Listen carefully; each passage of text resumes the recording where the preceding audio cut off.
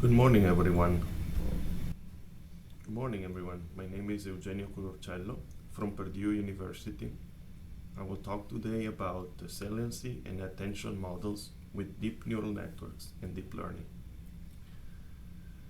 First, I have to thank our team from eLab that has worked on many of these problems over the last 4 to 5 years at least.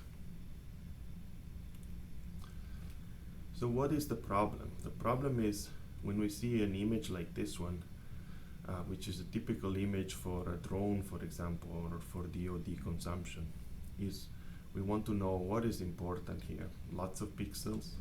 Some of these imaging systems have a very large camera that collect enormous amount of data.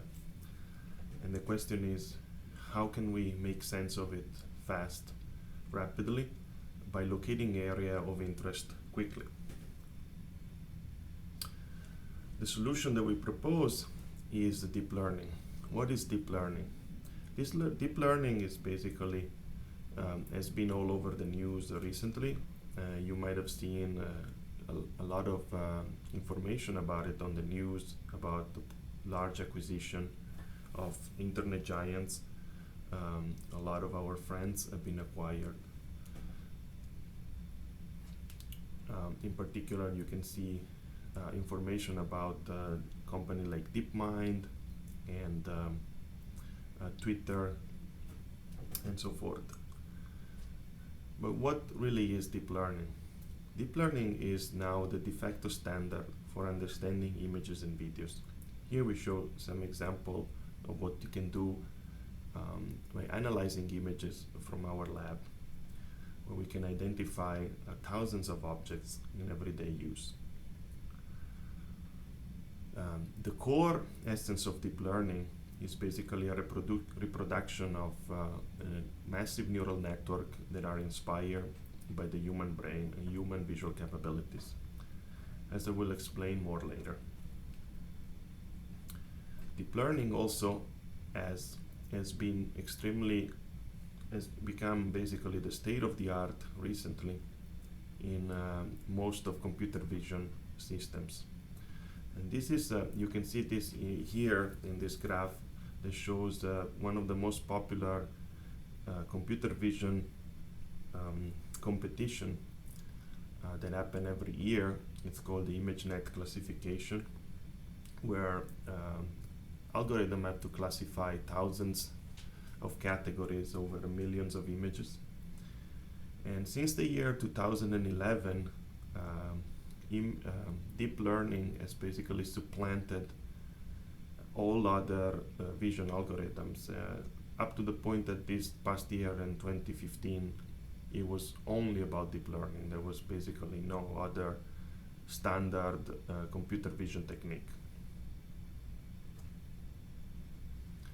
What is very interesting to the topic of this MURI and the discussion that we're having today is that deep learning also took us by surprise by incorporating both the ability to parse visual models and incorporating language models. In this example here from work at Benjo's group, they learned how to caption images, which is really the holy grail of computer vision, being able to caption videos or summarize images or videos. So they caption videos here, and they had a simplified model of attention that was pointing to every single word that was being created as a sentence, as a caption, while analyzing the images. So this work is really representative of sort of a miniature model of the human brain, where you have both visual capabilities of extracting information from areas of an image, attention and saliency, which is what are we going to focus on and serially, and the production of a sentence that summarizes the image based on the series of attention steps. So deep neural networks is probably represented by something like this. So at the top we have an image, and then we have a sequence of operation. There are multi-layer neural network, the standard kind of neural network that you might have learned over the last during your education probably. So there are multi-layer perceptron is enhanced to be able to perform a convolution operation where you look at sort of local receptive fields, and then you do some max pooling, which is like a pooling of information to extract the maximal cells or units that have the largest information, and you propagate it to the next level. So this level, like COMP64, are convolution layer max pooling. There's a threshold after each convolutional layer, which basically represents a very simple neural model, a neural model of adding all the input and passing through a nonlinearity. And you do several stages of this in deep neural network. For example, here you have 1, 2, 3, 4, 5, and then you get to a fully connected layer, which is the large neural network classifier, so a big multi-layer perceptron.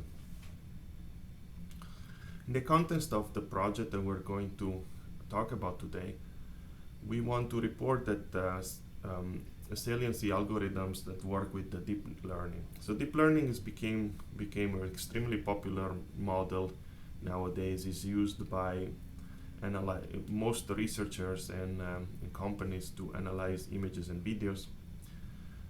So it makes sense to use this similar technique or technique that are compatible with deep learning to also implement the saliency models. So for example, the one that we have been explored during this MURI and this ONR project. In particular, we want to show that the deep neural network can implement saliency models. They can implement both models of top-down attention and also bottom-up saliency. And they can all be accelerated by special hardware. In particular, we want to show that top-down attention, which is usually more complex, requires more complex system, because it requires top-down means you have an idea of an object that you're searching for in the image, and you want to figure out where it's more likely that it is in the image. So this can be done with deep neural network by just selecting a category from the last layer. The last layer has representation for all the categories that the neural network is able to categorize. For example, person. And it can backpropagate back to the input and give you regions where it shows you where information is most likely to be, the information that we seek is most likely to be. In particular, you can see in these images here, we have examples of a phone, a plant, a compute, and 2 computers. And what we do is we focus on this object with top-down attention. We say, in this image, where is the phone or the plant most likely to be? And then you see how the other 3 maps are basically backpropagation, different kind of backpropagation through to the input. And you can see where most of the features are that represent a specific object. You can also do it for people, which is a very very useful example. So this is a large image that is processed by the neural network, and when we can get a heat map, top-down attention that says, these regions are most likely to have a person in them. So this is very useful for guiding search, because you don't have to analyze the whole image, but given a certain object that you're interested in, you can backpropagate this information to large views of multi-megapixel and exactly know where to look for, rather than parse all single pixel or all single image areas. So this is done. Saliency algorithms with deep neural network are basically implemented simply by running the neural network in a feed-forward pass, getting the output information, and then running a backward path, which is basically trying to figure out which features were the most prominent in categorizing this object. So which are the features that contributed the most to say that this area has a person. And then when you back propagate it to the input, you get these beautiful maps like this one that show you where things are most likely to be. Here we show a video of our collaboration with Dr. Chin and SMRL and remote reality, where we basically have a 360 view camera up here, and we can produce a heat map for a person. So we can say, you know, where is more likely that a person will be or is. And see if the person is moving here. A part of the image that contains the person is highlighted. And so this is extremely good for very large cameras or 360 cameras, where you can focus your attention, or you can send information to human observers by simply showing them the area of the image that contains the information that we're interested in. And to tie in with the work that has been done by all the colleagues here in this ONR MURI, we want to report that one of the most interesting algorithms that have been implemented during this project is bottom-up saliency and the concept of border ownership cells. That has been found by Rudiger and models by Ernst Niebuhr. And this model has been very popular, as you will see, or you can see from other talks today. But basically, it found some cells that represent objectness, and they are able to tell, to figure out where, if a border of an object, where, on which side of this border the object is. So we want to keep this in mind as we create these deep learning models. And while we might not be able to exactly reproduce border ownership cell behavior yet in learning of these models, want to keep it in mind so that we can do this in the future. So in particular, what we're interested in is basically bottom-up saliency and the concept of proto-objects. So we want to figure out, okay, given a certain image, I don't want to process all the image, process the entire image to figure out which location might be of interest with a large neural network, but instead, maybe what I want to do is I want to figure out early on, so I use less computation, and only after a few layers, so basically representing the V2 cells that might represent border ownership. So after just a few layers of processing, we want to figure out, okay, bottom-up saliency, what are areas that constitute a proto-object, or might be of interest again to really give us a good solid bottom-up saliency model that is object-based. It's not purely a mathematical conception. So this has been done by selecting specific maps of the neural network early on. So like, for example, in this case, where one of the output of the neural network here is back propagated back to the input, and it will shows you, for example, in that there are cells that can quite reliably encode information about specific object in the scene, and where attention might be important, for example, in this case, to a face rather than part of the background. In the context of this project, we also developed custom hardware. So we've been working on several versions of NNX, which is the parallel hardware implemented on FPGA, but always with the idea of going to SoC or custom chips. It had very high performance by using large parallelism and no flow control, even though it was implemented on slow FPGAs.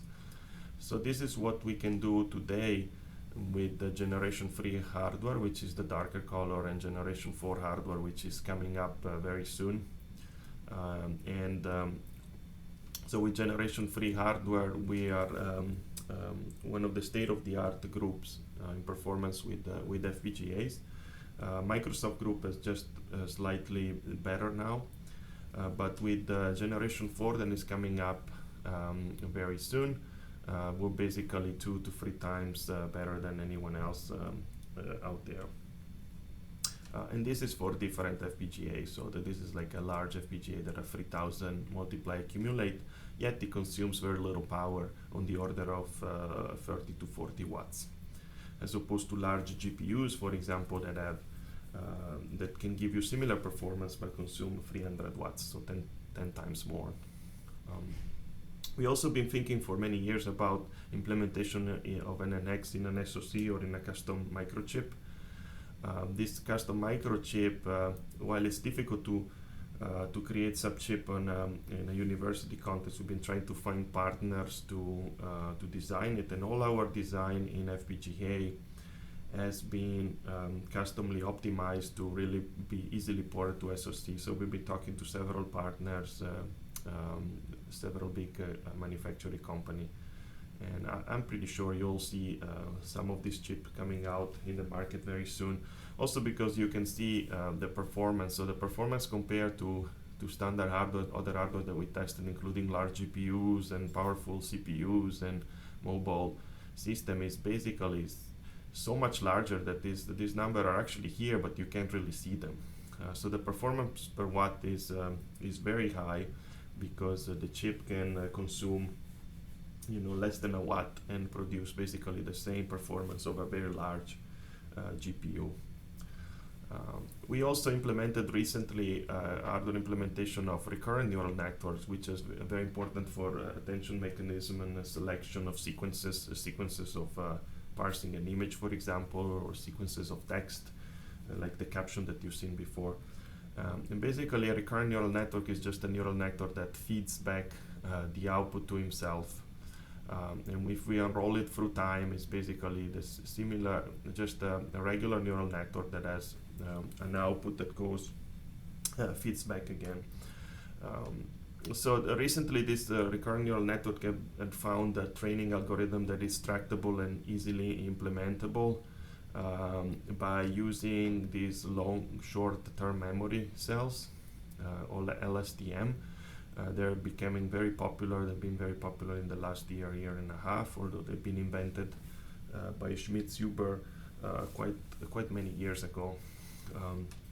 But finally they found really unbelievably interesting applications, and we are happy to report that we are the first group really that implemented these units in hardware, and we've been showing acceleration of our hardware 2x compared to standard cell phone processor, and this is just the beginning. We have ways to improve this system by at least 50x really, and so it outperforms a lot of small CPU, including the CPU that is present in the FPGA, by 20 times, as you can see. And it's a quite straightforward implementation of these LSTM cells. It's been proven on a 2-layer neural LSTM recurrent neural network with a hidden layer of 128 units.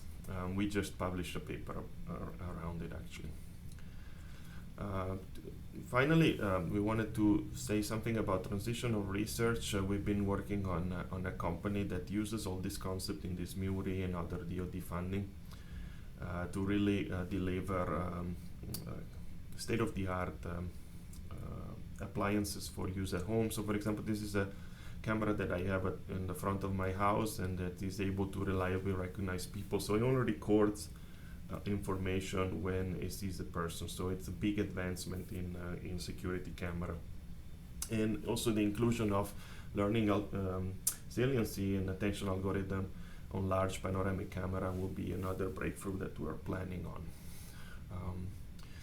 So we've been also interested in applying some of these saliency and vision algorithm to autonomous driving, replacing basically expensive laser scanner with just the chip camera and some processing unit, right? And so this is some of the results that we've been working on trying to find a traversable road in vehicles, and this also requires attention mechanism because while in order to find the road you might parse the part of the lower part of the scene. In order to find cars and other objects, you have to become a little bit smarter. You can just be processing everything at 60 frames per second and with HD view. So we have to figure out a little bit where objects could be, like traffic signs are usually on the side of the road and things like this. So we plan to incorporate more and more of this concept in there. We also have very powerful thousands of object classification system. So like this one that is able to identify thousands of objects, in a household scenario. Recognizes, for example, monitor, and he can recognize other objects like chairs, quite well, padded chair, cushion, arms, or recognize shelves, books, and so forth. We also use similar technique to identify faces, again with the deep neural network. So this is an example of where we really use attention mechanism and localization in the context of the fixed camera.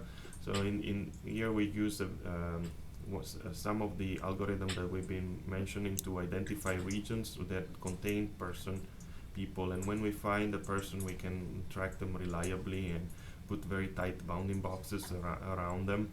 And at the same time, when they get fairly close, we can recognize their identity. So this is all attention mechanism run in practical applications. So as a summary of results, we presented the state-of-the-art software and other architecture for complex understanding of the environment, saliency and attention. And we try to use, where possible, deep learning algorithms because they're very popular and they scale very well, and they allow us to incorporate a lot of the neuroscience or some of the concepts of neuroscience quite easily. They're all neural networks. We started a very fruitful collaboration with Remote Reality and the Naval Submarine Medical Research Lab, NSN Marel, with Dr. Chin. And we really plan to extend our work to learning action from videos and supervised multi-feature learning and so forth. These are all the members of our lab over the last few years, and we have to thank members of the team and all the founding agency, and thank you again for all your attention. It's been a pleasure to work with you all.